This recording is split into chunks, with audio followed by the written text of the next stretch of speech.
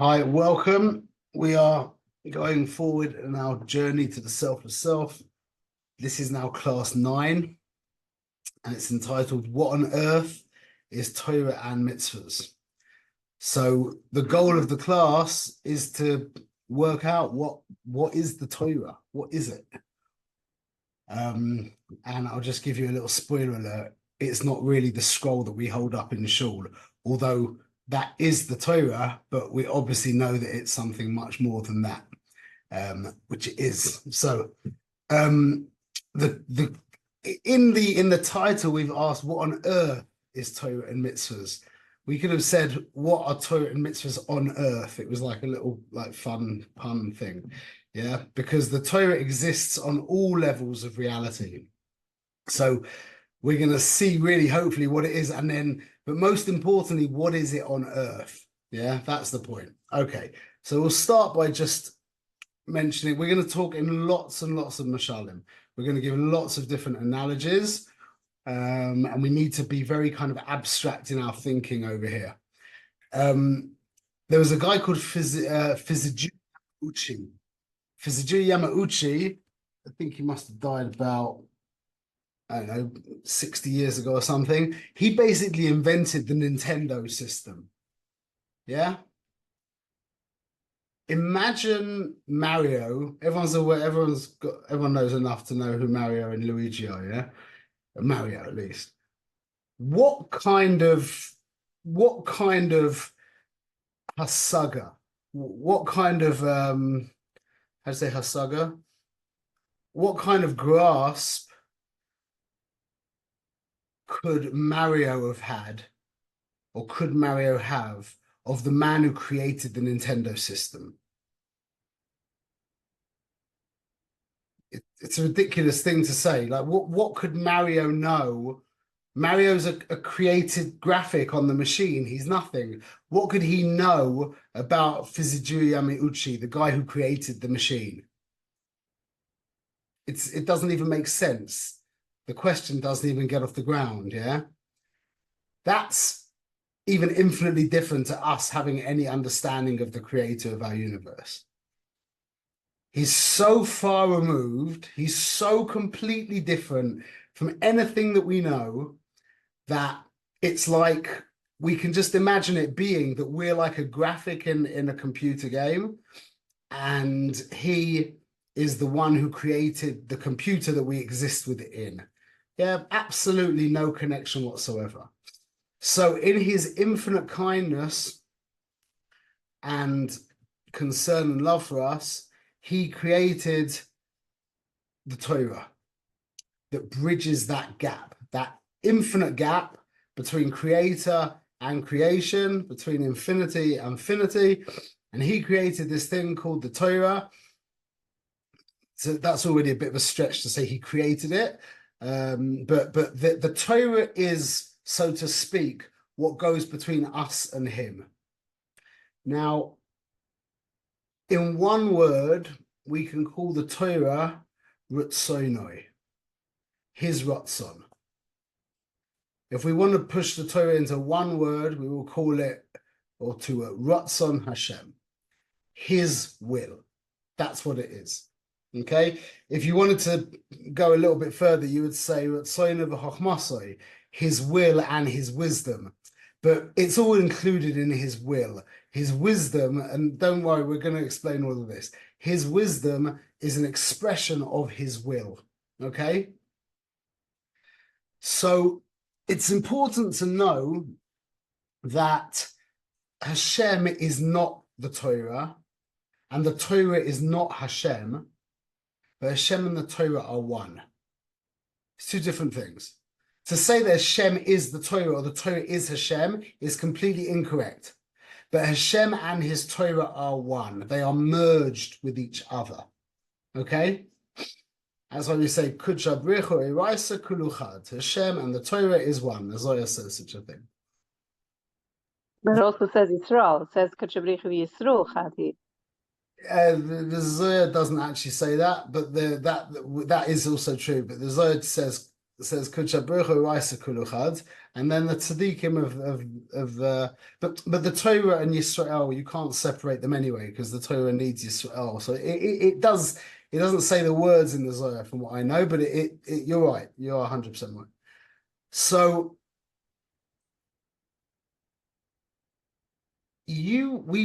everyone remembers how much we've spoken about will, how there's all the behavior, and then there's our emotions, and then there's our intellect, and then there's our will. And we spoke about the pleasure that goes beyond the will. The will and pleasure are bound up with each other. And that we said that really you and your will are one. Like you have an intellect, you have emotions, and you do behave or misbehave, whatever, but you do behave. Yeah, that's behavior. But what are you? And that we really said is your pleasure and your will. Yeah, your oneg and your ratzon. That's really who you are. So Hashem and his ratzon is one. Remember, the whole system is holographic. So when we're talking about how Hashem made the world and the whole system by Hashem, we're talking about our system at the same time. Everything works in the same way. It's all like divided into 10, which divides into 5, which divides into 3, which it all fits together. So it says that Hashem looked into the Torah and created the world. Yeah, it's a famous chazal. It says, he looked into the Torah and he created the world. So the Torah that we have down here, we speak about the oral Torah and the written Torah and the oral Torah. Yeah, Torah Shebechsav, Torah Shebal Peh. So the Torah Shebechsav in the most simple way is the 5 books of Moshe, yeah, the Chumash, and then the 24 books of the Tanakh. And the oral Torah we say is the Talmud, is the Mishnah, is the Medrashim, is the Kabbalah, all the other stuff that goes along with it, okay? But it's much more mystical. It's much more mystical than our simple understanding of what it is.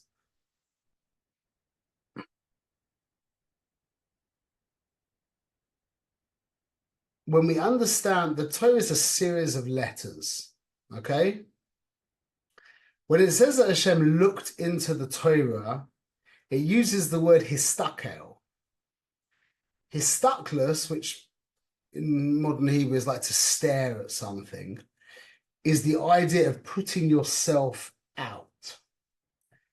You go out, your vision goes out. I know the way physics understands it is light comes in, but the way Kabbalah and Torah understands it is that your vision goes outward. So when it says that Hashem looked into the Torah and created the world, a really helpful analogy is like HTML script in a website, lahavdil. If you go on any web page and you can right-click, if you're in Google, you right-click, 1 minute, you right-click and it has view page source. You can do it right now if you want. Yeah, if you right-click, it says view page source. In fact, maybe I'll just quickly show you on my computer. 1 moment.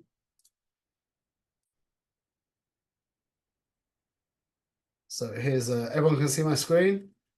So if I right-click here and click view page source, now this isn't much of a page, so all there is that.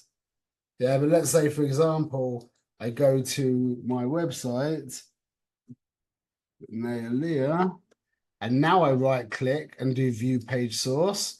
Now we've got all of this. Yeah? Just lots and lots of gobbledygook. Endless, well, it's not so endless, but lots and lots and lots of words. Okay? Now what's happening? What's happening when we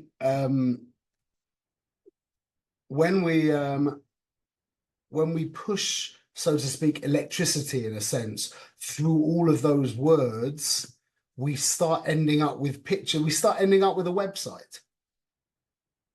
That's what HTML is. HTML script is basically a bunch of letters that when we push the right kind of energy through those letters, creates a website. Anyone can think of another moshel that sounds exactly like that, something completely different, but it's exactly the same.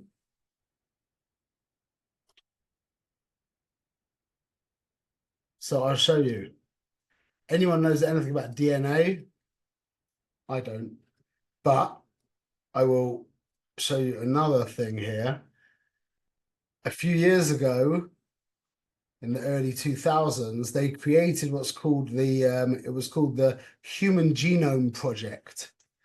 What they did, DNA is a series of 4 letters, okay? Interestingly enough. And the way it all links together, it's just an endless look at this. 1 second. See this? Can everyone see this? This is what the human genome looks like. Anybody wants to read it? It's fascinating. A C C C T G T G T G G A G G C T C C A A C C C C C A.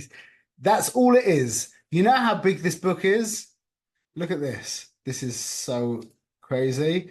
This is how big the book is. Endless pages of just CCGTTTZ. It says like this, look, 3 billion letters. So just like that web page can be broken down into the HTML script, you can be broken down into 3 billion letters. It says that that line of letters would be 5,592 miles long. Yeah. And it would take a typist working 8 hours a day, half a century to type. It would fill 1 million pages, 5,000 books stacked 200 feet high, or 200 telephone directories. Great. Okay. So again, it's the same idea. You can see Hashem is into this. He's into this. That there's this concept of letters that turns into images. We've hupped it. That's what basically the internet and computing is. Yeah. Every time you see a picture, every single picture you see on your screen, on any of your screens, is really a whole bunch of letters. That's the Torah, lahavdil, on an infinitely more complex level, because the Torah is only about 304,000 letters, but every letter breaks down into like a hey is a daled and a yud, yeah.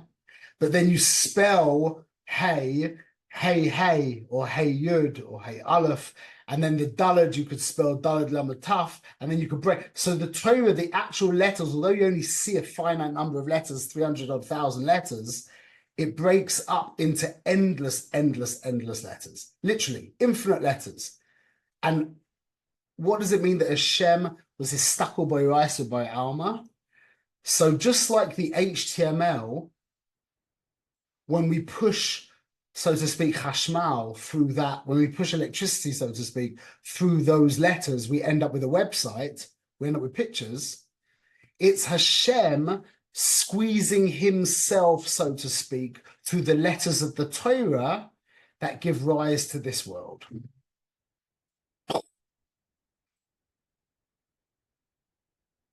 That's the Torah. Well, that's at least one facet of the Torah. Well, that's what the Torah does. That's not really what the Torah is. That's what the Torah does. But the Torah is his ratzon. What does that mean? So it's like, just to give another couple of mashalim, it's like, anybody remembers the cinemas in the old days, they had this, the truth is it's not actually that different nowadays. It's just digital, but they had the reel of the film, and there would be a white projector, white light shining through it, a projector, and you would end up with a picture on the screen. It's exactly the same moshel again. The same moshel again. That you're pushing the white light through, and then the colors, so to speak, hold back some of that light, and you end up with a picture in front of your eyes. Same thing again. Yeah. In this example, the Torah is the film, is the transparent slide with the color on, the light's coming through. Yeah. So now this is what's interesting, is that when Hashem created the world, see, when I said this is what the Torah does, it's not what the Torah is. Does Hashem want a world? What do you think the answer to that question is?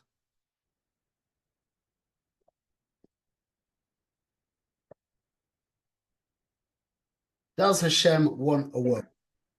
It's the means to the end. Amazing. So does he really want a world? Not necessarily, but you need it to get to the end. What's the end? Closeness with us. See, creation is the most romantic, it's the most romantic love story there could ever be. It's the infinite creator wanting to have a chasna. It's the chasna of Kudsha Brichu Ishchinte. It's mamash a love story. That's what creation is. It's mamash a love story between a Kodesh Baruch Hu and Am Yisrael. It's a chasna. Everyone's invited to come to the chasna.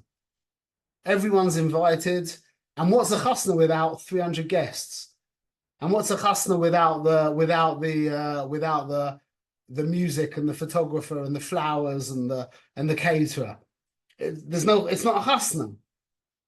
That's what the world is. The world is the music and the flowers and the photographer and the catering and the decor, v'chule, yeah?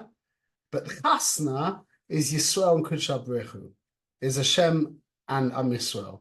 That's what the actual chasna is. And everybody else is invited if they want to come. If they want to be part of the chasna, they want to come, they're invited. So creation is a means to an end. The end is the chasna. The creation is all of the, like when we're making chasnas, keep that in mind. Yeah, all of that stuff that we get, completely sucked into, that's all side stuff. Yeah, don't let that derail you from the point, from the chasna. Yeah, I've seen people go crazy over things you wouldn't imagine. I mean, you probably could imagine how people could get destroyed over the silliest things in the world. It's amazing. Anyway, so we've learned that the means to the end always actually conceal the person. Like we said, the guy wants to go skiing, yeah? So he has to get on the airplane. You don't see, and you know what? He might even hate flying. But you look him on the airplane, you think, oh, this guy likes flying. He's on an airplane. And he's like, no, I hate flying. Pardon me, I'm just trying to get to where I need to get to. So whenever you're doing something for a means to an end, it for sure doesn't reveal you, but it could even mamash conceal you. It could even give somebody the wrong impression. Like somebody goes to the hospital to get an operation. You see them getting up, they don't want to be there, but they have to do it. It's a means to an end. They want to get well, so they have to get the operation. So that covers them over. So when Hashem said the 10 utterances of creation, yeah, we know that, yeah? In the beginning, you said, let there be light, let there be vegetation, let there be the separation between the water, all that, yeah? Let there be animals, let us make man. The 10, they're called the Eseres and Maimoros. That was, in the words of my Rebbe, that was a disappointment. Because all we did at that point was we were like, wow, look at the sky, wow, look at the greenery and look at the mountains. And then we said, okay, and what? Great. This is great. But now what? What's the point? That's why the Torah begins with a base. Because Hashem is the Aleph, yeah, for a lot of reasons, called Alufa Shel Olam, the master of the world. Aleph is also a Yud and a Vav and a Yud, which is 26. It's number one, Hashem is Echad. It's silent, yet it can manifest every single sound, all of these ideas. So Aleph always represents Hashem. So creation begins with a base, and a base looks like it blocks the Aleph, it conceals the Aleph. You can't see behind the base. The wall of the base is forcing you to look to the Reish and the Shin and the Aleph and the Saf and the Yud and the Saf. And it's forcing you to look into creation, and it's like a wall, a barrier, stopping you from seeing the Aleph who created creation. Alufa Shel Olam. Everyone's with me? What do the 10 Commandments begin with? What's the first one of the Ten Commandments? Anochi. Aleph. So the Ten Commandments was when the world made sense. 3,336 and change years ago, the world made sense. Until then, the world only made sense to a couple of very holy people like Avraham, Yitzhak, Yaakov, Bechule. Yeah, but at Matan Torah, everyone was like, now it all makes sense. Now I understand why there's a sun and a moon and flowers and cows and water and milk, and everything now makes sense because Hashem revealed his will to us. He revealed what he wants. What does he want? He wants mitzvahs. That's what he wants. And you know what the analogy is? I think everybody now can answer this question like solidly. Why do you want to live? There's no reason. You just want to live. Thank you. Baruch Hashem. Things are going in. That's great. Just like you want to live for zero reason, you just want to live. And if Chas v'shalom, all of your life got stripped away from you, you would still want to live. That's a moshel for how Hashem wants his mitzvahs. In the same way that you want life, he wants his mitzvahs. And the answer to the question, you ever heard it? I mean, you live in America, so you don't get it. But in Israel, you ask a kid, like, you know, why are you scratching my wall? Why are you like breaking the plaster off of my wall with your little plastic screwdriver? And he'll look at you and go, kacha. That's real. Why is he doing it? Kacha. Or like they'll just look at you silent. Everyone has it in America, you get that as well, yeah? Or they'll say because. You're like, because what? Because that's it. That's alluding to the Indian of it's a real want. It really is something that's true to them. It's not for some other reason. It's not a means to an end. They're scratching the wall as an end unto itself. That's why they look at you blank, like you say, why are you destroying my wall? And they're like, blank. Because they don't know why. Because there is no why. That's just them. That's what they do.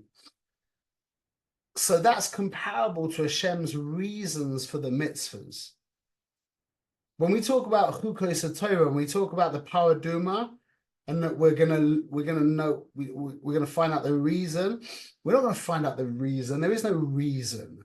Reason is much lower down. Reason is already in the world of creation where logic makes sense. We're talking about desire that goes well beyond reason.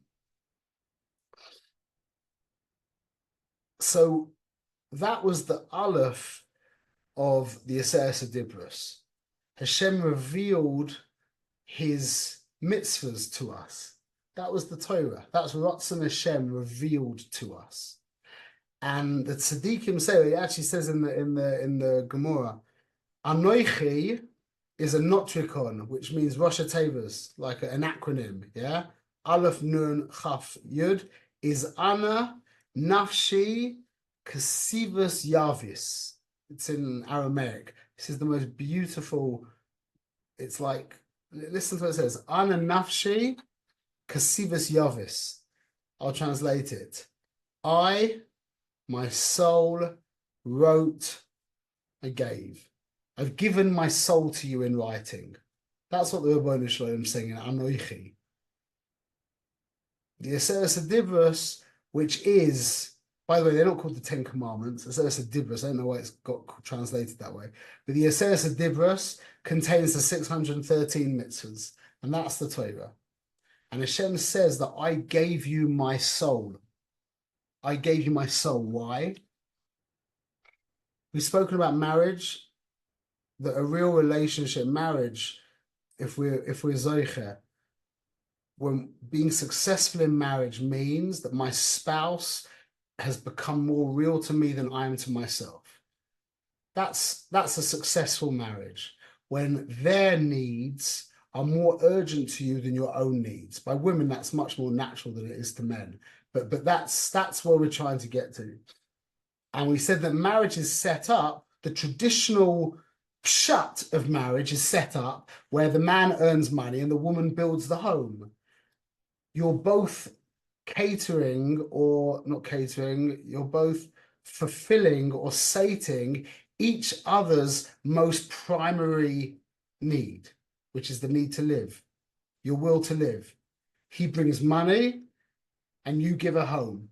You turn the money into, you can't eat money, you can't live off money. You turn the money into life.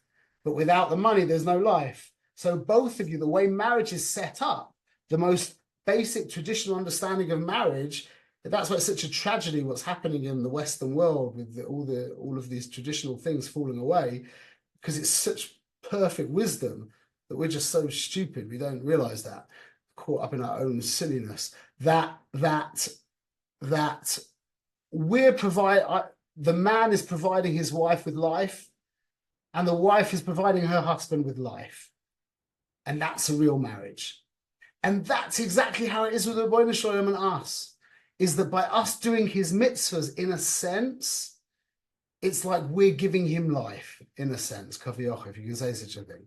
That's what it says we say in Pesukei de Zimra. Yeah, Tanu oiz le'elokim al Yisrael, gavasei ve'uzei b'shchakim. Tanu oiz le'elokim, give oiz to Hashem.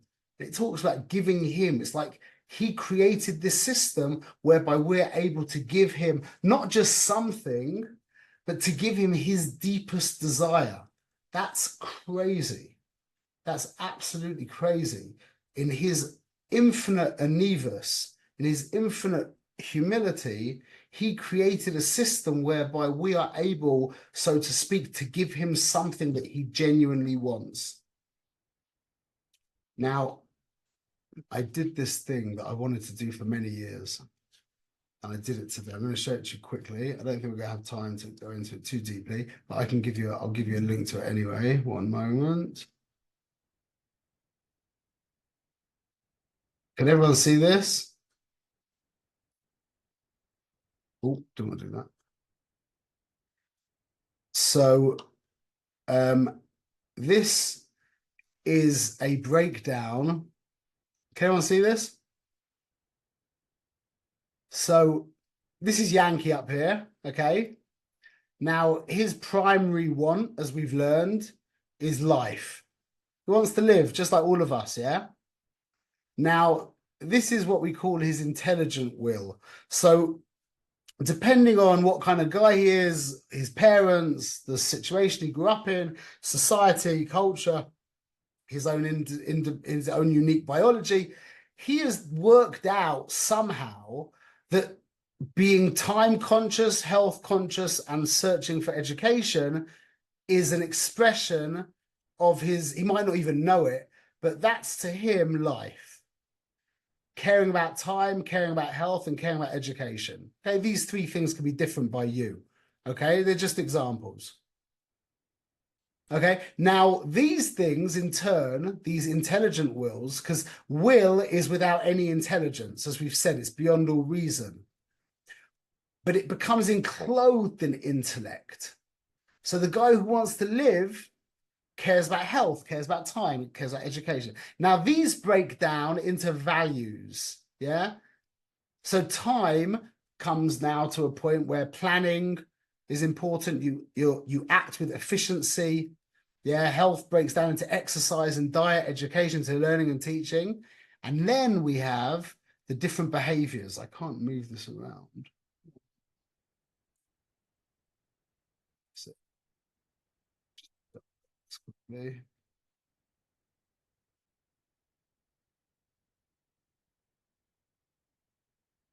okay, can everyone see that? You can see that? It's better, yeah? So I can move it around now. So these are the behaviors. So in planning, yeah, the guy cares about time. So planning becomes a value. So he cares about planning. Yeah, so what does he do? He blocks YouTube so he doesn't waste time. On Motzi Shabbos, he plans out his week.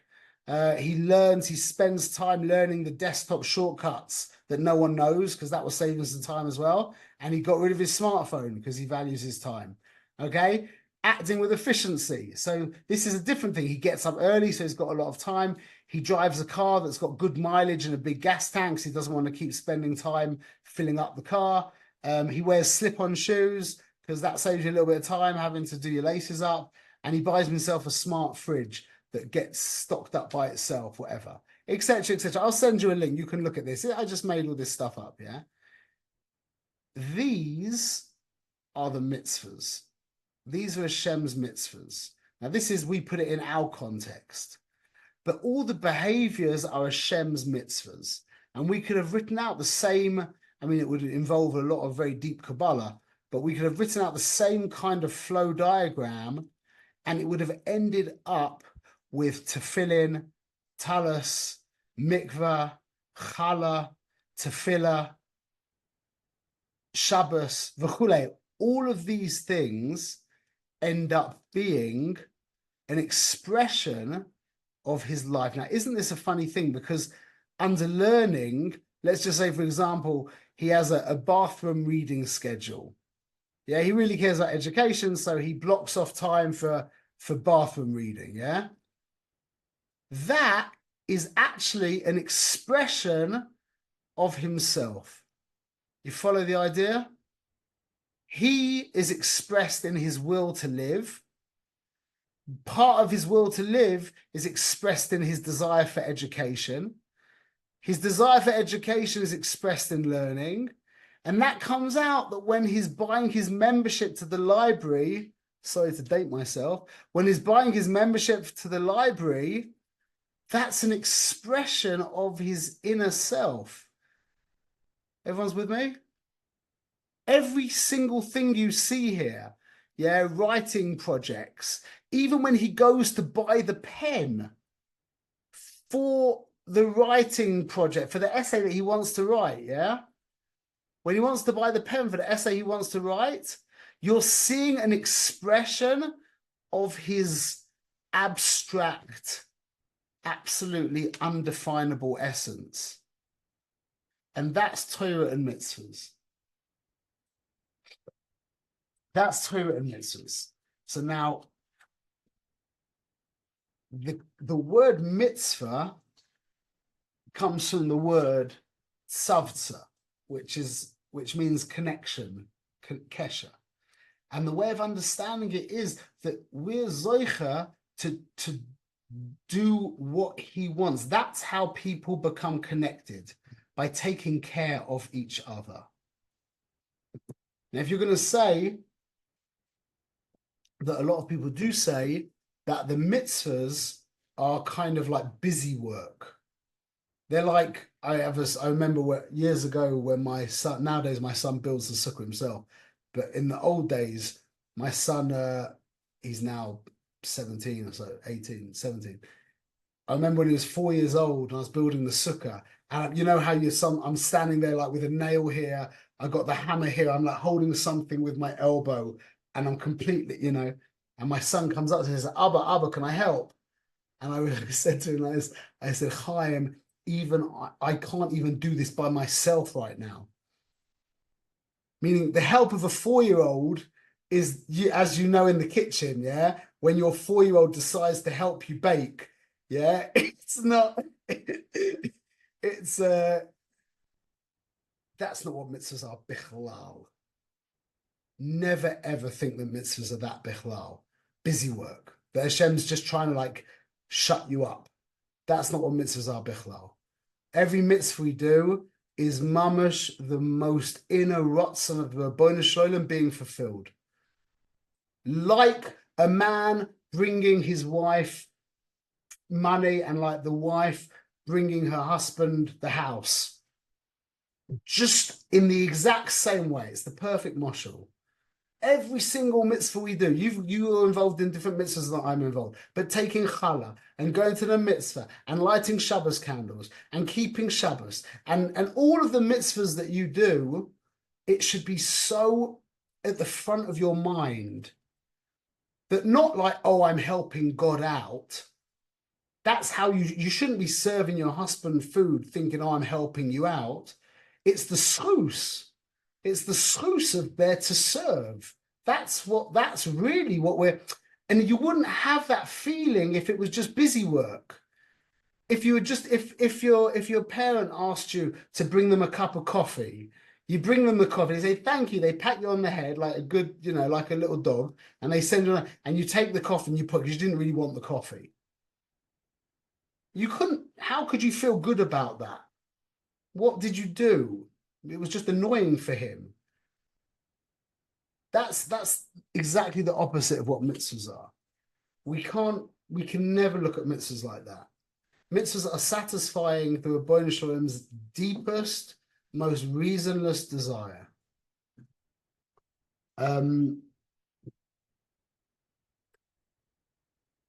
So now, if we want to, you throw in a few more analogies, then we'll finish on a very beautiful idea, Zot Hashem.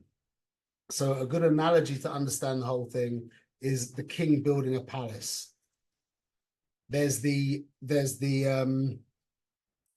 technical drawings for the palace, and then there's the actual building of the palace, and then there's the living in the palace. So the technical drawings, that would be compared to the Torah as we have it.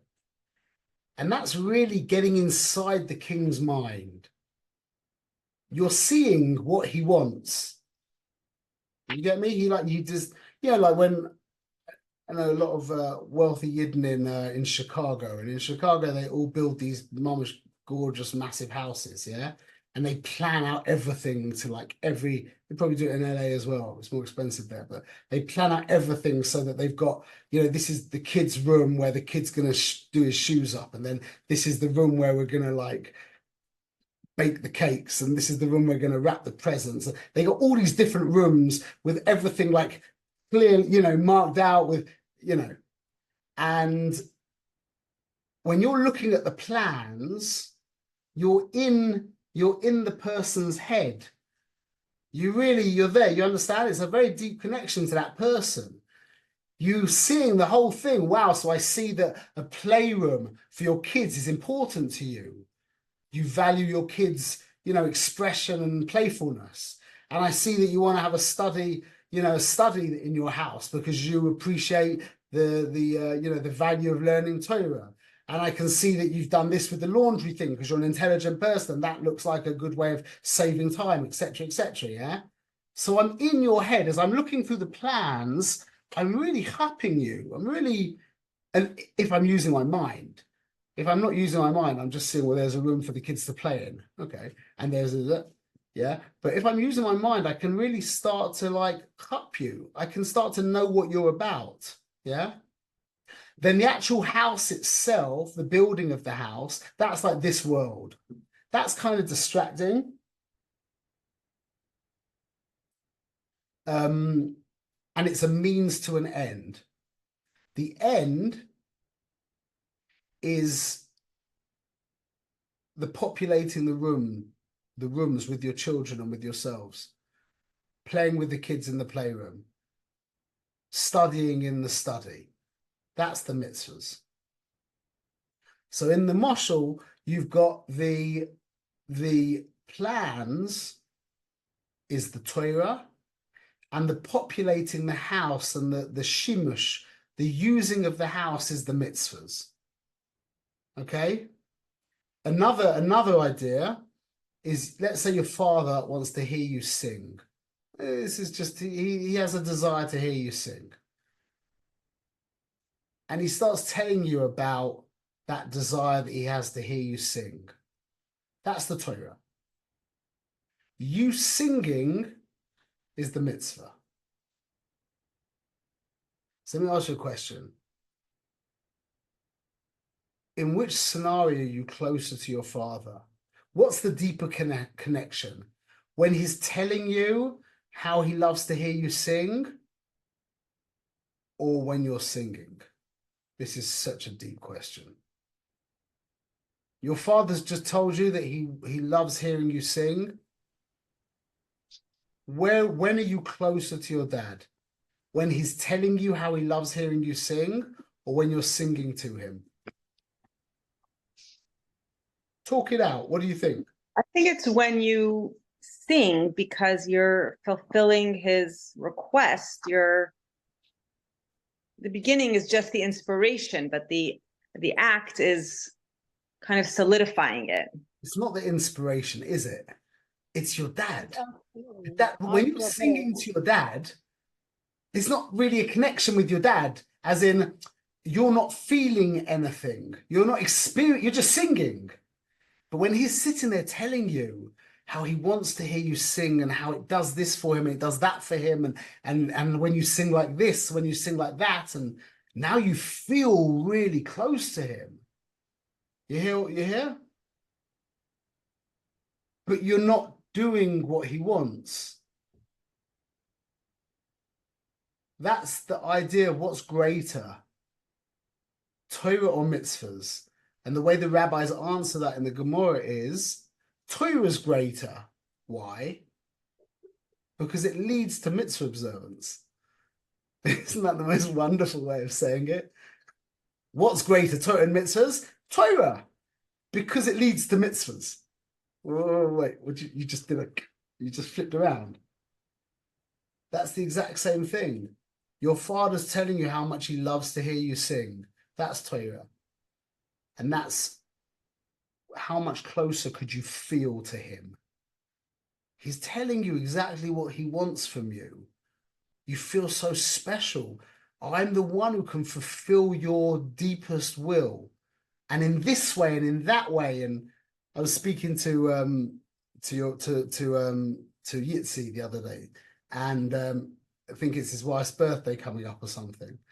So I've always made this joke with people, or say we'll turn it into the husband. Your husband's birthday's coming up, yeah?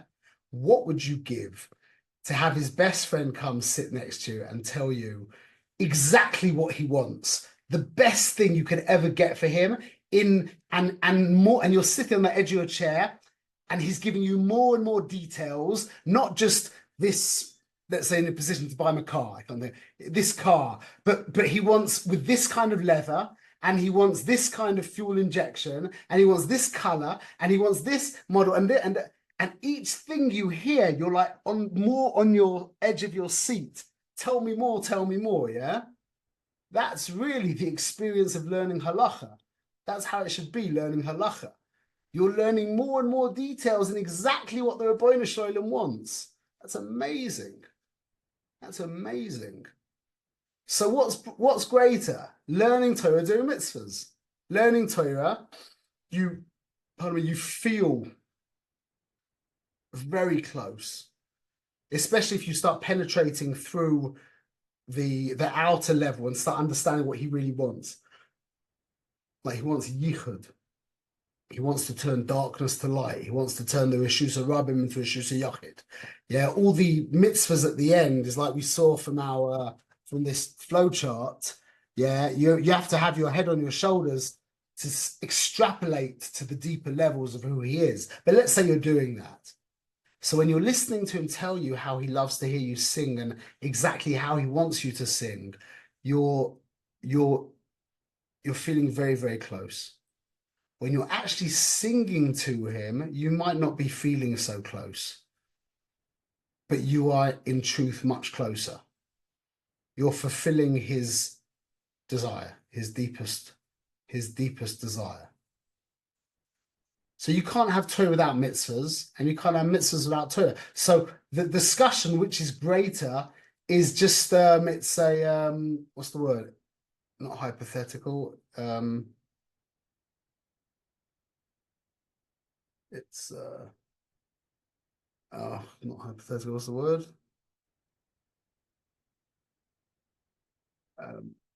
It's not intellectual. Whatever the word is, they're bound up with each other.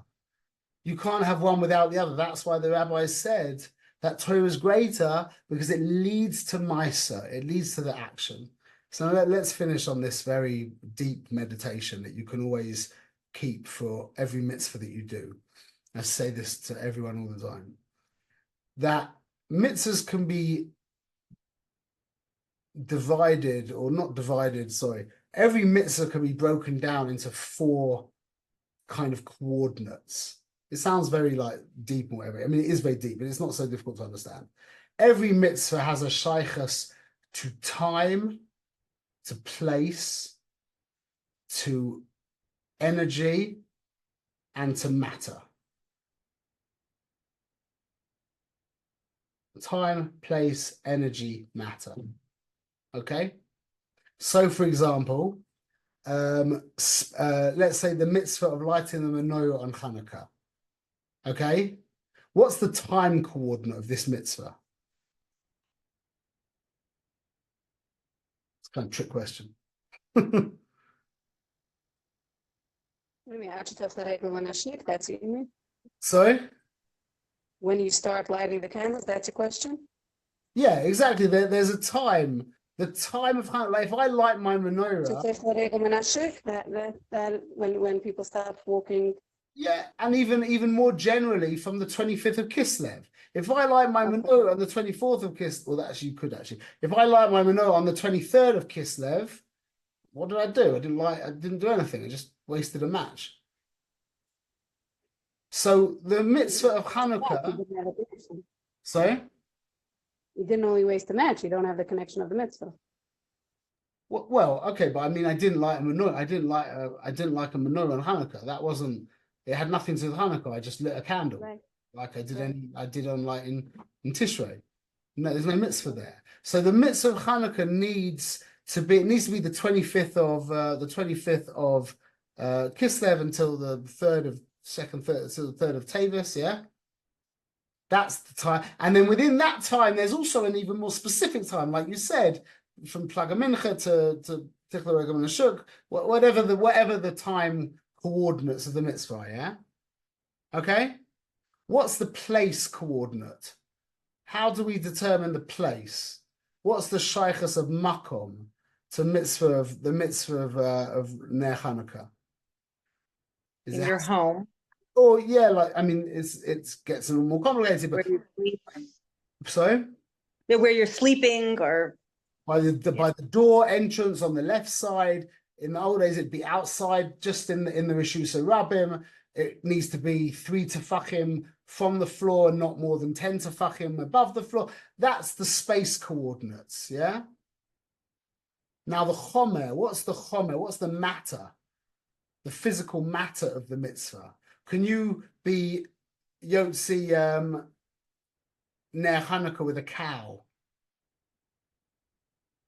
You need oil, you need a little glass, you need a wick, you need a match. This is what you need for that's the matter of the mitzvah. And what's the energy of the mitzvah? The energy of the mitzvah is the Yiddish energy. A goy can't light Ner Hanukkah. The Yiddish energy, the Yid lighting the menorah, that's also an intrinsic part of the mitzvah. So let's just talk about matzah on Pesach, yeah? The time is from Tesvav Nisan, yeah? 15th of Nisan for 7 days, okay? The place for eating, not in the bathroom, let's say, but the place is kind of general, that's okay, yeah? The matter, what's the chomer of the mitzvah? Is the flour, the water, your teeth, your mouth, your boch, yeah, stomach, etc. The energy is your energy, Jewish energy.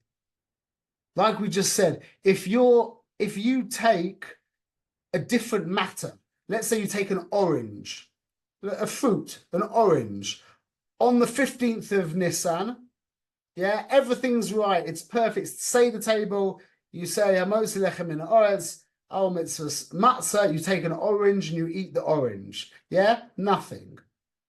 Or let's say this time, yeah, you've got everything set up, the whole Seder table is great, you've got the matzah, you're ready, but it's Tishrei. Nothing. And let's say this time you've got everything set up. It's the 15th of Nisan. You've got the matzah. The whole thing's perfect. And you invite your non-Jewish friend round and he eats the matzah. Nothing.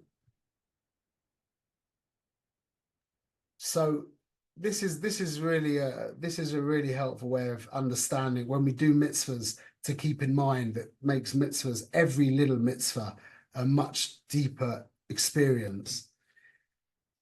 After we've just said what we said, yeah, it comes out, you can't really say that you do a mitzvah. You with me? You don't really do a mitzvah. You become an ingredient in the mitzvah. You are an intrinsic part of the mitzvah.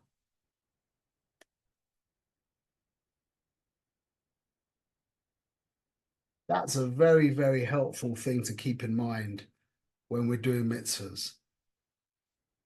To understand that you become a chelik of the mitzvah. And then that means, and this is the Balatanya Paskins, that if you see somebody doing a mitzvah, this is halacha by the Balatanya. I don't think people hold by this generally, but the halacha of the Balatanya is when you see somebody doing a mitzvah, you know what you need to do? You need to stand up. Imagine that. You're seeing someone doing a mitzvah, you need to stand up. Why? Because you're not really seeing someone doing a mitzvah. You're seeing Ratzon Hashem. You're seeing Ratzon Hashem.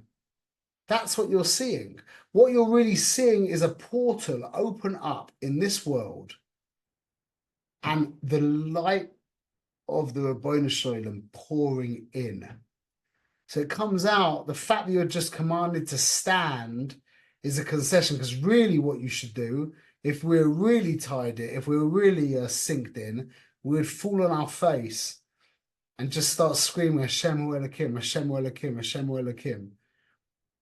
So there's a concession to our human experience, yeah? The Balatanya says that don't worry about falling on the floor and convulsing, although that's probably the right thing to do, yeah?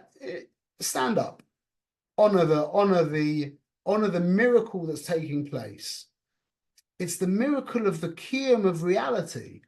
The reason why Hashem made the world was exactly for this. And that's really the coming together of him and his world. That's what we say. Remember, we spoke about the idea of your name and your essence. The world is called Hashem's name.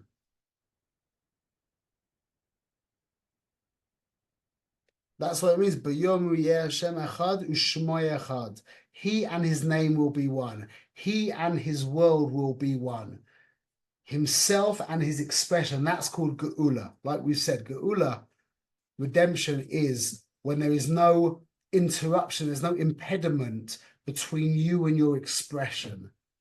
So the world is Hashem's expression, but the world is the means to Hashem's expression. The expression is the mitzvahs. So when the Yidden are doing the mitzvahs, that is giving Hashem free expression into his world.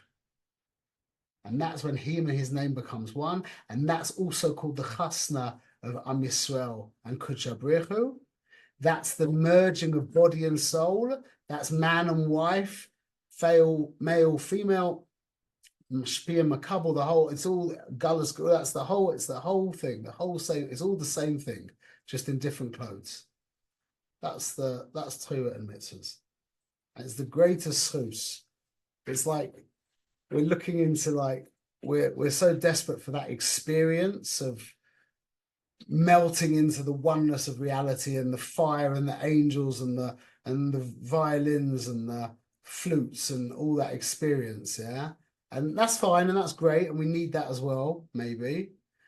But just the simple act of the mitzvah, putting the mezuzah on your door, saying Kriya Shema, taking challah, whatever the mitzvah is, keeping Shabbos, that act in itself it couldn't be of any more value. It couldn't, just the act itself, whether you're experiencing anything or not, the act itself could not be of any higher value. It's of infinite value. And it might not be valuable to you, but that's because it's not your mitzvah. It's his mitzvah. That's the whole point. That's the whole point. Okay, B'ezrat Hashem, should be zocher to Torah mitzvahs. Tizkele mitzvahs. That's why we say Tizkele mitzvahs. That's the whole point. Because that's the greatest thing you can ever give anyone a bracha from. Tizkele mitzvahs. Okay, it's good. Any questions? Yeah. Okay, everyone should be well, B'ezrat Hashem. Culture.